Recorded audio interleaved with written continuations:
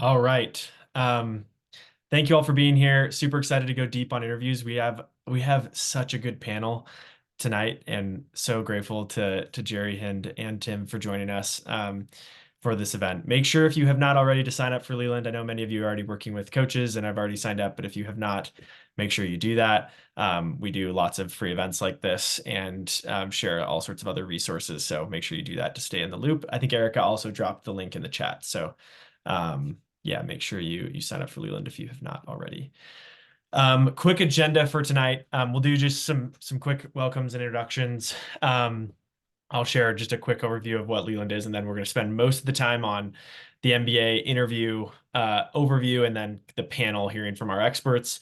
And then we're going to wrap things up. So this will be a 45-minute session. We're going to pack in as much value as we possibly can in 45 minutes. But if you don't get your questions answered, feel free to join our Slack community or feel free to reach out to these coaches after. They all do interview prep sessions and are available to do that. So make sure you don't go into your interviews not having prepped. So my name is John. I'm the CEO of Leland. I'm hosting tonight. You'll also see Erica and Izzy in the chat. They graciously helped us organize this and pulled it all together relatively quickly. So big thank you to them for all their hard work. My background, I got my MBA at Stanford, applied like 7 years ago, long time ago, to Harvard and Stanford and was admitted to both and interviewed at both. So I can talk about my experience briefly, but yeah, going to lean on this amazing panel that we have tonight. And with that, that is not your name. I'm sorry, Hind. That is someone else's name. Hind, we're going to have you go first, and we'll correct your name for future sessions. Sorry. And then Jerry, we'll go to you. Oh, live update. Oh, Boom. huge. There we go. Sorry about that. Okay, Hind, we'll have you go first, and then Jerry, and then Tim, you can close us out. Hi, great to meet you guys. I'm Hind. I just graduated from the GSB this past summer. I had applied after 3 years or 2 years at BCG. And so happy to talk about the experience, a little bit about the experience of applying a couple years after undergrad. Excited to be here. Yeah, also got into HBS, Wharton, and Booth, and can answer specific questions about those and happy to help with any of those interview formats. Hi, everybody. I'm Jerry. I worked at Harvard Business School for many years. I spent about 8 years in the MBA admissions office. So had a chance to travel around talking about the program, got a chance as a member of the board to read thousands of applications and do hundreds of interviews. And I loved my job and I met amazing people from around the world and learned new things all the time. And now I sort of use that experience that I had there at HBS to help folks who are, applying to get their MBA. And I try and sort of remove some of the anxiety around the process, remove some of the questions, and hopefully help them, make this as painless as a process as possible, and try and get them, help them share their story and their narrative in the best way possible. So that's me. Thanks, Jerry. Bring us home, Tim. Hey everybody. So I'm Tim Fenton. I am a Chicago Booth alum. And while at Booth, I was an admissions fellow and I was specifically on the interview team. So have done lots of admissions interviews and very familiar with the process. And I now work at BCG. I'm a project leader at BCG. So happy to talk about transitioning into consulting as well. Awesome. Thank you all. As you can see, powerhouse lineup here, and we're at well over 100 folks on this calls, which is great. Look at all you go-getters watching the prep session on your Monday night. That's great. We also would love to get to know you. So if you can drop in the chat, where are you dialing in from and what your dream MBA program is? We won't make you tell us if you have an interview, but just tell us what your dream MBA program is and where you're dialing in from. It's always nice to see where people are coming in. We'll see who's up in the middle of the night. We got New York, we got Provo, DC. Where's our international folks? It's too early in the middle of the night. Got Houston. There you go, Brazil. There we go. We got Brazil. I lived in Brazil for 2 years. We got Poland. Morocco. Hey, Sydney. All right. Awesome. It's great to see. Nice job. Way to be here. Australia. And we got a lot of HBS, GSB, Keenan Flogger, how do you pronounce that? Booth, Ross. Nice. Good mix. Okay. Ghana, nice. Wow, we got our international folks showing up. All right, let's jump in. So just a quick overview of Leland. Some of you, I know, well, many of you are already working with coaches and have been using Leland for a while, but as a quick background on us, we're a platform that connects people like yourselves to amazing coaches like are on our panel to help them reach their career and educational goals. We've helped thousands of people. These are just some of the faces of folks that have worked with coaches on Leland and gotten into their top programs. And we hope you're next. And we're now one of, if not the largest MBA admissions consulting platform out there. And certainly the one that has the most, I think, breadth of coaching options. So we have folks that are like, Jerry that worked in HBS admissions. And we also have folks like Hind and Tim who are alums. Tim was obviously an interviewer at Booth. Hind was admitted to all these top programs, has a depth of experience and a unique perspective. So we want to match you to a coach that fits your budget, fits your background, and fits your goals. And we're here to help. So if you haven't signed up for Leland, make sure you do that. You'll get some more information about us. But with that, we're going to turn it over to the meat of the session here, which is to talk about interviews. So just a few concepts that you will probably hear thrown out tonight and are worth just you knowing. So there's the first concept is blind versus not blind. And what this means is, has your interviewer read through your application, or are they coming in blind to get to know you? And certain schools like certain styles here. So for example, when I went into my HBS interview, and Jerry will talk a little bit more about this, they had read through my application in depth. They actually, Jerry, I need to talk to you about this, but it was intense. I walked in, I was wearing a suit. I don't like wearing suits. I was sweating, and they basically said, we don't have any time to have small talk. We're going to jump right into your interview. And they just started peppering me with questions, and it was clear they had read my story in depth. Other interviews, and this was true of my Stanford interview, they had not read my application. I had sent them my resume, so they had seen some of it, but they had not heard my story and my narrative in my essays. And so it was a little bit more blind. Some schools like to interview a lot of people. Other schools like to interview about double the amount of people that they admit. So it's kind of a mix, and there's different strategies there. Some folks have students interview, like Tim had mentioned. He was on the admissions team and interviewed folks. Other teams want AdCom, so HBS is one of those folks, and then others want alumni and have alumni throughout different parts of the country. So that also varies. And then some schools will lean towards video interviews. I think COVID probably accelerated this as being a common option, and then others go for in-person, and then some offer a mix. And so you'll see kind of a range of all of these options when you're applying to school.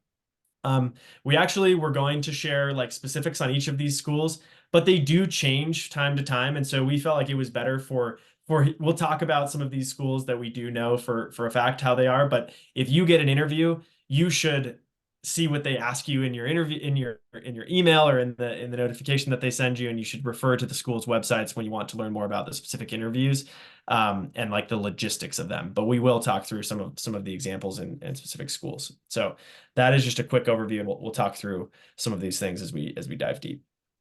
So we're going to kick off with a very generic question, but one that I think just kind of gets the conversation going. What is your best tip for nailing MBA interviews? And maybe we'll go with you, Tim, to start, and then we'll go to Jerry and then Hind. Sure. So I would say I have a million tips. It's hard to pare it down to one. I have a interview guide that I wrote for Leland's on Leland Plus, but happy to share that with folks. If you want to shoot a message after, I can share it with you. But I think maybe one that comes to mind is just like you really do have to prepare. Like I think the more you have your narrative tight and know the things that you want to share, it allows you to kind of react to the questions real time. So I've some folks have shared that the questions are more specific maybe than they were expecting, or the interviewer asked some follow-up questions. And I think if you're not fully prepared, you can feel on your back foot in those moments. So I would say, it's one of those things where you really want to invest the time to know the content that you'd like to share. What are the core experiences that you want to highlight, and make sure it sort of ties with what they're looking for, and then really just practice. It's great. Jerry? Yeah, so I would say I think the best tip from me is to really share your personality. So, if you think about it, like they aren't necessarily going to remember the answer you gave to your greatest strength or your biggest failure or who your mentors are, but they're going to remember if they liked you, if you were interesting, if they could see you as a friend, especially if it's someone like a classmate who's doing the interview, students or alum who are doing interviews. If you were fun to talk to, they're going to remember if you recommended a really cool podcast to them, or you have a pet turtle, like these are things that are going to make you stand out. They're going to remember your personality versus some of like the hardcore answers to these questions. So, remember try not to get too, tied into knots into, am I answering all the questions in the exact way I meant to in my head, and make sure your personality is allowed to shine through, because that's what really matters and they're going to remember. That's really good. Go for Yeah, it. to not to sound like a broken record here, but I think that it's just really important to like start from within, like prep your 4 5 stories that, regardless of the question, you want to make sure that your interviewer kind of knows about you. Make sure it ties to your narrative. And if you start from the core questions that you want to the core answers that you want to convey, you can tailor them to almost any question that an interviewer is going to ask you. So make sure to stay true to yourself and do a little bit of reflection before the interviews. Yeah, that's great. One thing I would add is I feel like it's really important that your interviewer leaves feeling like their school is your number one. And you don't necessarily have to come out and say that, but I think you should be very clear on the reasons why you want to attend that school. And you're not trying to lie and pretend like, school is more important than it is to you, but these schools care about admitting people that really want to be there, and showing that you care about that school and the school's culture and the classes and the reasons for attending that school, I think do matter. So you're not just trying to get an MBA, you're interested in getting an MBA from HBS or from Booth or from wherever you're applying. Okay, so let's go to the next question, which is, how do you best prepare your clients for interviews? I think, Tim, you started to talk a little bit about this on practice, just generic practice. But I'll open it up to any of you three. Is there anything that kind of works as you start to prepare clients for their interviews? I can kick it off. Or, So, I mean, I think to Hin's point, like identifying what are the core stories or experiences that you've had that you like to share. So typically with my clients, like we start with a bulleted list of that content. And then we'll review that and sort of through the lens of like what the admissions committee is looking for, kind of make sure we're highlighting like all of the right areas and all the right points. And then typically do at least a couple of mock interviews. One, just to give you a chance to sort of practice sharing those experiences in like a more sort of like informal setting. And then a second one where it's more pointed questions. And you can practice tailoring those experiences to answering those questions specifically. Yeah, I think similar to that, I would say, and I think like, Hind, you kind of mentioned this too, but, making sure you know your story. So essentially that means like, if asked in any shape or form, could you easily answer, why MBA, how it fits into your short and long-term plans, what you bring to the table, what you're missing and what you need from the MBA. If you can answer a lot of that kind of backwards and forwards, so it comes natural and feels genuine, I think that's going to be super important. So just, I think practicing that out loud is super helpful, whether you do that with friends or family, or you do it with a coach, as many times and as, you can do. I think really saying it out loud, there's just something much different about that than doing it in your head or even writing it down, just getting more and more comfortable. I think the more you can practice, the better. And I think in the case of HBS, one important thing to think about is, rereading every single question in your application, because as John alluded to, they will go into detail and in depth. So, there's those little pieces where they ask about your key accomplishment, at your job, or your most significant challenge. You want to make sure you reread it and, remind yourself, oh, what did I answer that? Because they might dive right into that and really want to know more. So you don't want to be caught off guard, like, oh shoot, what did I mean when I said that? So just a good thing to kind of, it seems silly because you spent so much time on it, but reread everything just so you know it backwards and forwards. And that way you're prepared when they dive in and go deep into some of those things. Yeah. Yeah, Yeah, that's I fully agree. I think just like the last thing that I'd add is I try to keep it specific to each school. So like with the HBS example, like starting from your application packet, like I'll spend 30 minutes going through it, coming up with a tailored list of questions for you. GSB typically has like 5 or 6 core questions that they'll go really, really deep on. So with that one, it's more about nailing the stories and just getting reps at like answering those follow-up questions. So happy to, yeah, I'll give it back to you, John. Yeah, that's great. I do think it's a common mistake that I see in people preparing for interviews is they'll like try to go through like the 400 questions that have ever appeared in a specific school's interview instead of just like really nailing the core questions that you guys were all talking about. Like you got to know why you want to get an MBA. You need to know why you're interested in that particular school. You need to be able to talk about some of the recent experiences you've had. Like those are questions that you're going to get. And so you should prep those 400 times rather than prepping them once along with 400 other questions that you might get because they need to be really natural. Great. So let's talk about just some of the specifics of this, schools that you either have interviewed for or have seen. Obviously, many of you have seen clients apply to all of them, but let's talk about just some of the specifics. I think they really illustrate. We started to talk a little bit about HBS, so maybe Jerry, we'll go to you to talk about HBS and some of that process. I will share one anecdote from my HBS interview. It was very focused on my resume and some of the reasons why I'd made certain decisions. And it felt like we're trying to throw me off at certain times, or maybe like challenged, like almost like fact checked something. Um, which was I'll share the specific example. I started a baseball company in college, and we sold those baseballs in Nordstrom and J. Crew, which is kind of random, a clothing company. And my interviewer had gone to their websites to see if she could buy them from Nordstrom and J. Crew, and that she couldn't. And she asked me why. And the reason was because we sold only in stores, not online, because it was too low of a margin product. But like when in the interview, when she asked me that, it was almost like she was calling me out, like as if I were maybe lying. And thankfully, I was tried to stay calm and just like answer the question with truth. But that was like the level of detail that they went just to illustrate the example.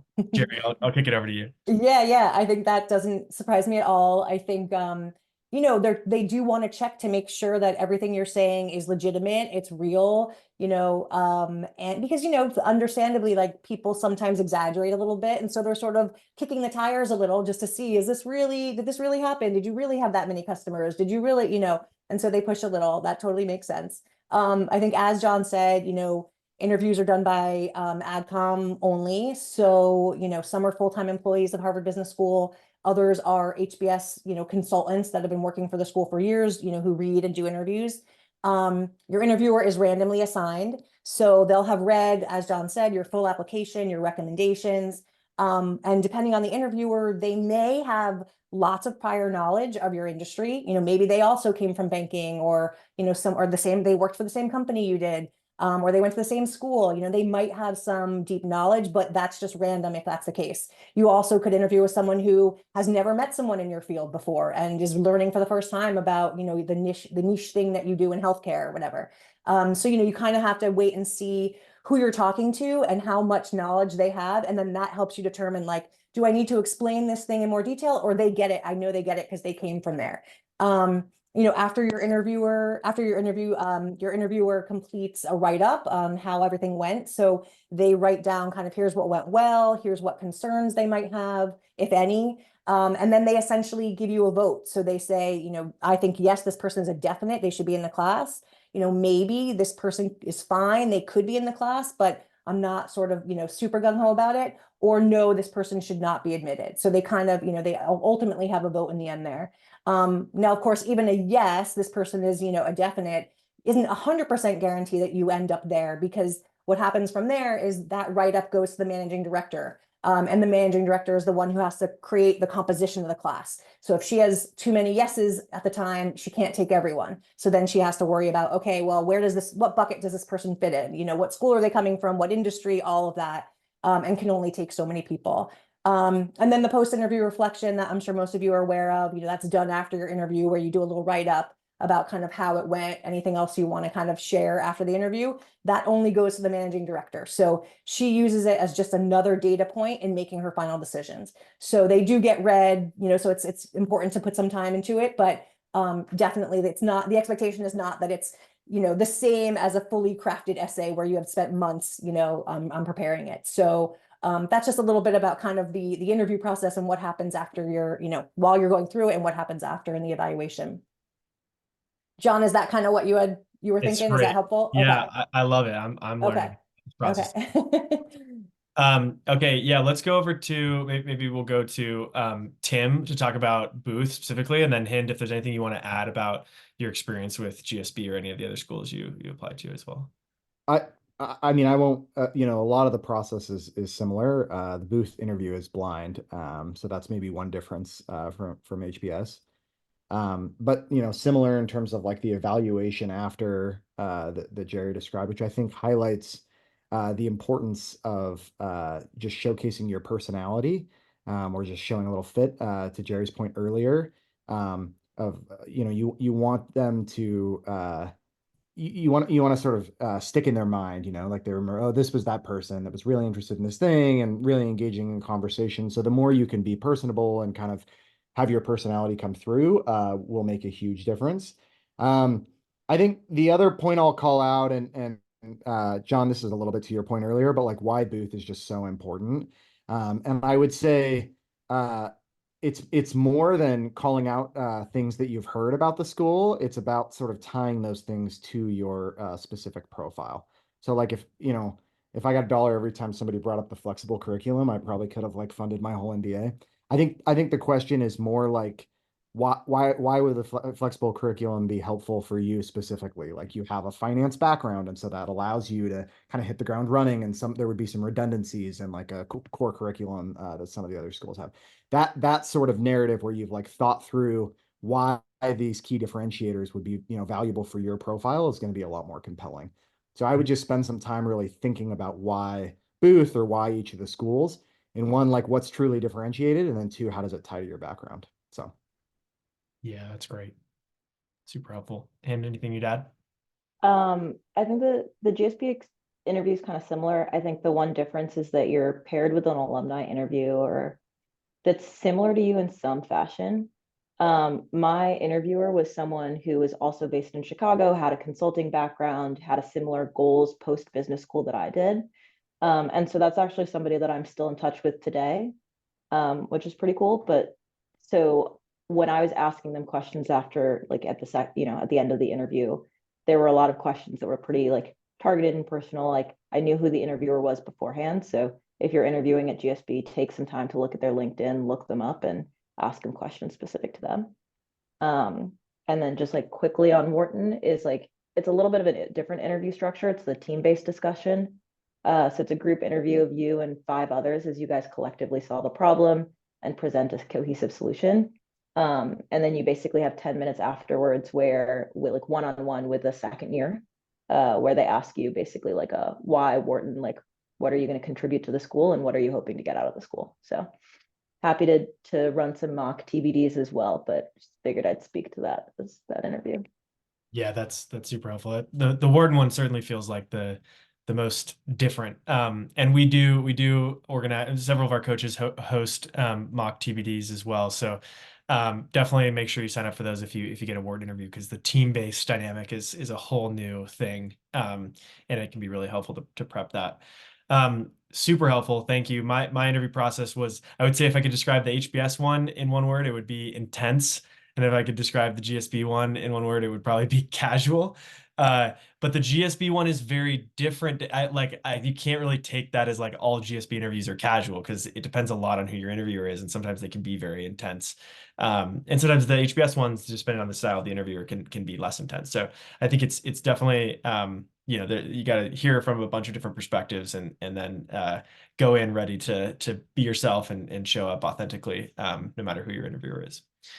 Okay, we are going to spend a little bit of time going through some example questions, and I won't be able to ask all three of you all of these questions.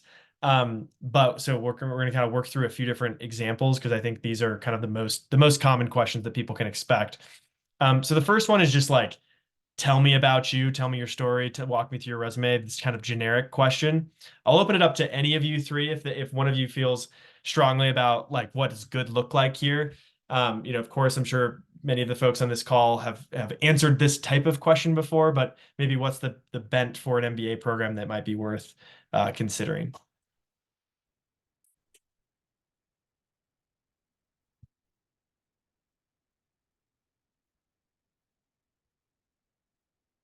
If no one feels strongly, I can call on someone. I can share a couple thoughts. Yeah. So I would say, I mean, in some ways, this is pretty straightforward, right? I think it's coming in with an awareness of like, what is your personal brand, or like, what do you want to sort of have resonate with the person on the other side of the table? Like, you have Yeah. to think from their perspective. If I'm going to do, 5 or 10 of these and then sit down and write the evaluations, like who's going to sort of be who am I going to remember, and who's going to sort of get lost in the shuffle? And so I think being really deliberate about like your personal brand is helpful. I also think showing like your motivations, like for me, I started my career at Goldman Sachs, and I think having clarity in your mind around like what drove you to make the decisions that you made. If you made a career change, like what informed that, and similarly, like why are you pursuing more education? And then the last point I would say is this one should just be like hyper polished, right? Where there's really like no excuse. It's like this is coming, so I would just practice it. And in some ways, it's just like low-hanging fruit that gives you an opportunity to start off the interview on the right foot. Yeah, that's great. Thanks, Tim. Okay, we're gonna go to the next one. Why X MBA program? And I'm gonna go to you, Hind, on this one because I feel like you interviewed at a few different schools and probably needed to kind of tailor this differently for each of them. How did you like? What is a good? I think Tim talked about this a little bit, like not only selling them on the school. They of course know why they're great, but also why it's kind of a good fit for you. How did you think about this question? Yeah, for this question, I really thought about having like one good example that tied a little bit to my story and why I wanted to go to business school and how I saw myself contributing or growing from the school. I figured that it would be better to share like one example with a little bit of backup, a little bit of like a story about, how I approached some problem or how I thought about something, rather than kind of giving a laundry list of like every reason the school excites me. Mhm. Um, and so that's kind of how I approached it. Like tried to touch on a blend of academics and extracurriculars, but make sure I back that up with an example. Yeah, I think that's great. I think this is one of those questions that's kind of a funny one because the reality is, many of you on this call would probably kill to go to any of these top programs, and I think that's true of a lot of applicants. But once you're there, there's obviously like a pride of your school, and I think the admissions teams and the students all feel a pride of their school, and so this is a great chance to make the interviewer feel that like genuineness of why you care. I shared an example in my Stanford interview of I went to the campus. I had no ties to the school, but I went there when I was 12 with my dad because he just wanted to show me the school. And like that experience, I told that story and it just like it was always I bought a Stanford baseball t-shirt and I like always thought that school was going to be great. And I think that the interviewer was like smiling the whole time and could feel like that it was real. And I think if you don't have those experiences, it's totally fine. You can actually create those experiences now. You can visit campus. You can talk to students. That experience might just be a phone call with a student or someone that went, an alumni that went to that school. Something that really creates that tie. And I also liked one word you said, Hind, which was contribute. Um, which I think is a big part of this answer is not only like what are you going to extract, but what do you want to bring to the campus? I really like that. Um, let's talk about career plans and goals? I know, and Jerry, I'm going to give you this one. I know HBS is there's a lot of why around like your background, and then perhaps why, are you thinking about this in the future? How do you recommend going about this question? Yeah, I mean, I can tell you a little bit about like what they are evaluating when this question comes up. Yeah. So what they're trying to assess is, and I think there's a lot of schools are thinking this, along similar lines. So one is, does this person have vision and do they have big goals for themselves? So they want people who are really eager to make an impact in whatever their chosen field is, right? So are you ambitious in what you're saying you want to do? Are you realistic and logical in how you're going to get there? Does your plan make sense? Do you understand what you need in order to reach those goals? So, i.e., like, how an MBA helps you get there. And they're thinking long term, right? So ultimately, if you're somebody who has vision, who's going to take big swings, make a difference in your field, that ultimately benefits the school, right? So, they want people out in the world who are leaders in these fields, who can represent them. So that's kind of some of what they're thinking about when they're trying to assess, are your goals, are they big enough? Are you ambitious? Are you going to go do big things? That's what they're trying to see. So don't be afraid to kind of say, hey, yeah, you know what? I want to start a company. I want to be CEO one day. I want to be, as long as you're being thoughtful in how you're going to get there. And it's logical, I think that's great. You don't have to always be CEO. I shouldn't say that. People sometimes think that has to be your goal. It doesn't. But like I'm just saying, don't be afraid to kind of say, you want to do big things and make, you have a lot of you want to make an impact wherever you are. So I think that's important. Yeah, I mean, it even goes back to just like the mission of the school, right? Which is an HBS, educate leaders to make a difference in the world, and GSB has changed lives, changed organizations, changed the world, and I'm sure Booth has something similar. They all have something that is about impact. So I really like that. That makes a lot of sense. I also think it's I've seen that sometimes people have like specific goals, and that can also be like really attractive, where it's like shows some of that thought and logic. Like I had a woman in my class who she wanted to be the first female GM of a team, of an NFL team, and it was like that everything she did was centered around that. She watched every single snap of every single game every single year, and it was like so clear that she was going to accomplish that, and with or without Stanford. And so might as well get, as Jerry mentioned, like might as well get her involved in the school, because I think it's kind of the universal law of everything. No one wants you unless you don't need them, and then they want you. But I think that it's very true. So thank you, Jerry. That's super helpful. Okay, I'm gonna go back to you, Tim. Why did you choose to work at X company? How do you recommend going about this question? So I think this requires like some thinking beforehand on like your career narrative. So I think to the point of like what are your short and long-term goals, I think you need to kind of have awareness on like the evolution of sort of what you've learned through your career to date, and how an MBA fits into that, and how that like sort of enables learning and growth that will help you achieve your goals. So I would, to the point I made previously about knowing your motivations.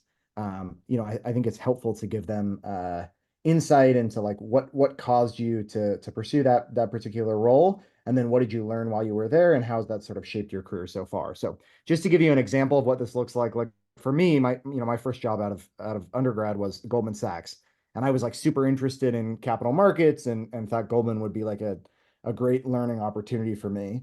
And it was, but what I realized is the parts of my job that I liked the most were like building the scrappy models and driving the change management and all the stuff that candidly, like I felt like consultants did, way more.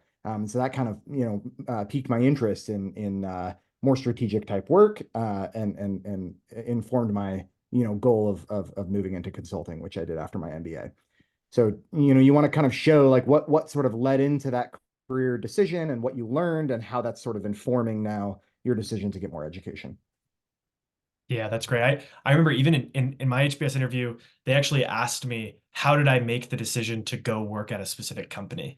And I had made like a spreadsheet where I had like analyzed it on a few different dimensions, and they loved that. And she asked me, okay, so what were those dimensions? And I talked through those dimensions and how did you score them? And so like I think showing thought behind even if that thought or that hypothesis ended up being wrong, as you mentioned, Tim, like the thought and the kind of the evolution of your career and the narrative is really important to them. Just to double down on your point, sorry, John. I think Yeah. part of it is they're just like really looking for people who are like passionate and sort of intrinsically motivated too. So it's like demonstrating there's a reason behind what you're doing, I think is really compelling too, versus just like, oh, it's the first job I got, so I pursued it. Like that's not attractive at all, right? So I think it's thinking about those motivations. Yeah. Yeah, I think there's also this like this double thread around they're looking for people who are both different and high potential. And so if you're going into like if you're going to McKinsey, they know that that is a tough job to get. So you've checked the like high potential box, but like why are you different? And if you're going to like a tech company like me, they know that they may not know that that's high potential, and so they may want to know like they actually asked me how many people interviewed for your position, how many people did they accept? And I was going to work at LinkedIn. It wasn't like it was a random company, but they did want to know, like, is this a random company or is this a random role or is this like a tough job to get? And so that was interesting. Okay, let's keep moving. Hind, we'll go to you for this one. I think this feels like a GSB type question too. Some sort of like, describe a time when you had to persuade a team member to do something your way that they didn't want to, or had to, yeah, we'll kind of keep it at this. Yeah. But these types of questions, what would you So I recommend? think prepping for these types of questions, it's helpful to take some like this is not something that you should come up with on the fly during your interview. Take the time to prep beforehand. Like you're always going to get asked some sort of like challenge question, time you overcame some barrier. So take the time to like dig up those old emails, like look through the meetings, like know who you met with, stuff like that. And I think that like the core to answering this question is like make sure you succinctly give the context, share what you specifically did, and then tie it to a result. And so, the STAR method, go back to that. But yeah, make sure that you prep for questions like these. This is not something you should try to wing. Yeah. Okay, going to this next one, Jerry. Maybe not, yeah, curveball or kind of like not down the fairway questions. How should you think about this? Yeah. Yeah. I mean, it's one of those things that I think, like you said before, John, you can't know all of these, right? And so trying to look for every question that exists out there, you're going to find some wacky ones and you're going to kind of stress yourself out. You can't really prepare necessarily for these. So in the moment, you just have to be as honest and, genuine as you can. And so, yeah, I think some people really, when they're asking these kinds of questions, they're just trying to see how does this person perform on their feet, right? Like, I know they couldn't have prepared for this. And so how do they do? Are they able to roll with it? Can they come up with something interesting? So they're just trying to get a sense for that, I think, oftentimes. I think I've seen some ones that have been sort of that are put out there that I think can be interesting, that actually have some value to them. They're not just trying to throw people off, which is, something like, what do you wish I asked you? At the end of the interview, sometimes you'll get asked that. What is the best piece of advice you've ever been given? When you talk about your long-term goal and then after you're all done talking and you have this great story and then they say, well, what happens if that doesn't work out? So they're trying to see like, hey, has this person really done their thinking? Like, do they know what happens when, do they have a plan B? What quality do you feel is most overrated in a leader? What quality is most underrated in a leader? And I think to John's point earlier, some schools will do that sort of digging a layer or two deeper, so they'll say, when have you disagreed with somebody at work? Now give me a second example. Now give me a third example. Those are tough. Those are, a little rough. So, you just want to, again, like I'm sure everyone has had those. They might not be the polished version, right? When you get asked a curveball question or you get asked to go a level or two deeper that you might not be 100% prepared for, that's okay. It's just, can you think on your feet? And then in that case, what they're trying to do is they're trying to get to a more genuine point, right? Because they know if they ask you for one example, that's probably prepared. When they ask for the second or third, you probably didn't. And so they're going to get a more genuine answer. So, that's what you're going to do. You're just going to, something's going to come into your head and you're going to just try and do it as best you can in the moment. It's not expected to be perfect. That's why they're asking, So I would say that's some of the curveball questions, and that's some of the way to kind of maybe think about it. Yeah, that's awesome. I think staying calm and genuinely answering their question, which sounds so obvious, but I think that's like it can get yeah, it can be scary in the moment to say, that's a great question. Let me think about that. Well, here's a third example, here's a fourth example. Yeah, that's great. I remember in my HBS interview, they asked me, is Uber too big to fail? Because I just interned at Uber. And she wanted to, it's like a more industry question, almost like a case interview type question. And I obviously had not prepared for that question, but just taking a second to think about it was interesting. Yeah, and in that case, like there's not really a wrong answer, right? There's not a right or a Yeah. wrong answer. It's just like, hey, can this person on the spot come up with something articulate to say? Can they show that like, hey, they can do some quick analysis, they know the industry in that case, or they know the company enough to just, share something interesting and have an opinion. That's kind of what they're, assessing for. So Yeah, it's great. Okay. I'm gonna open this up to anyone. What questions do you have for me? Anyone feel strongly about the questions to prepare here? I can go for this. I think I mentioned this earlier, but with the GSB one, like you have your alumni interviewer, you'll get their name when you get your interview invite. So like have specific questions for them, look them up, like understand a little bit about how your background ties to theirs. I think for other schools, like go back to that contribution point, like how are you thinking about contributing and showing up at that school, and like maybe ask a question or two about that. Something that ties to your story. It's an opportunity to share a little bit more about yourself, or kind of like base it off of the interview questions that have been asked. Like maybe you follow up on something like that. I try to shy away from the like, if you're asking an alumni, like, so how was your experience? Like, what did you get involved with on campus? Try to make it a little bit more targeted to yourself or targeted to the school. Yeah, that's good. It's good. I usually tell people to stay away from like specific logistical questions like, do you know if this class is offered or something like that's not, you can look that up. And usually it's better to have more open-ended questions. So that's great. All right, we have one last question. We're coming up on time. I'm going to give you all a chance to share your thoughts on this. Maybe we'll go to Tim, and then Hind and Jerry can bring us home. So I think my final thought, and I talk about this a little bit in the guide too, is just like doing the prep early enough that on the day of, you can sort of relax and enjoy it a little bit. And maybe this is important for me because I get pretty nervous with this kind of stuff, but I feel like if if you're really practiced, the experiences that you want to share, you can use the time before the interview to build up your confidence a bit, go walk around campus, like experience some of the school culture that may like spark some conversation in the interview. Make sure you get there on time, and like just set yourself up for a really successful interview, versus if you're sort of rushing and trying to get through everything last minute. That's great. Hind, do you want to go next? Yeah, I think with all the schools we've talked about, like all these schools don't interview everyone. The school is excited to have you there. They're excited to interview. I think kind of going in with the mindset of like they want me to be here and like be confident, be yourself. And if you kind of go in with that mentality and like you show excitement, like hope for the best. But that's kind of how I approached my interviews. Jerry, Yeah. I think I'll just reiterate something that I think all of us have said, which is just practice, definitely beforehand.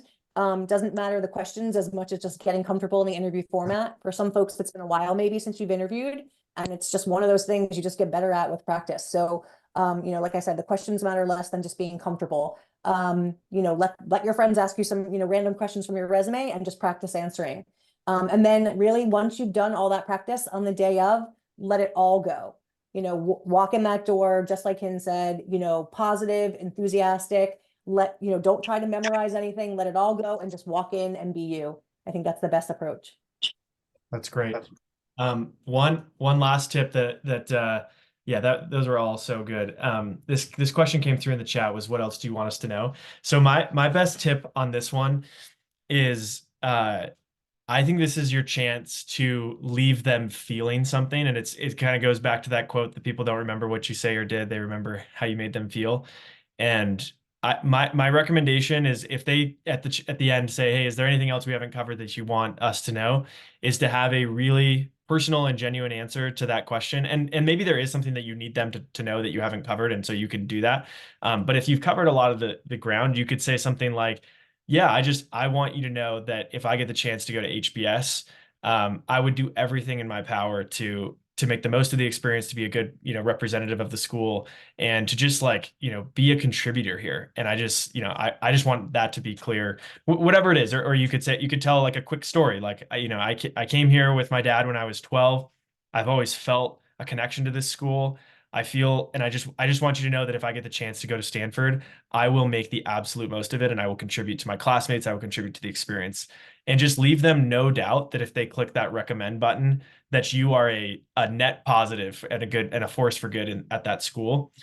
So that'd be my best tip. And with that, we have wrapped things up. Huge thank you to this panel. If you guys don't mind showing some love in the chat to them, here are some of their interview packages that you can get access to. You can also get discounts by using these codes. So if you want to write these down, you can actually, I know many of you have already started to reach out to these coaches, but if you haven't already, make sure you do that. These coaches are excellent. So thank you for taking time out of your Monday nights to be here with us. We'll also follow up with these codes in an email as well. So thank you for taking the time. And we also have some group classes coming up. We have an HBS interview class and a Wharton TBD classes coming up. So make sure you sign up for those if you get those interviews, or you're just generally interested in learning about them. You can also check out all the classes for MBA at classes/MBA. And with that, thank you for joining. We hope you are better equipped to nail your MBA interview, and make sure you get access to one of these amazing coaches so that you can practice and nail it. And we're rooting for you. Please let us know. Keep us posted. We're on your team. Awesome.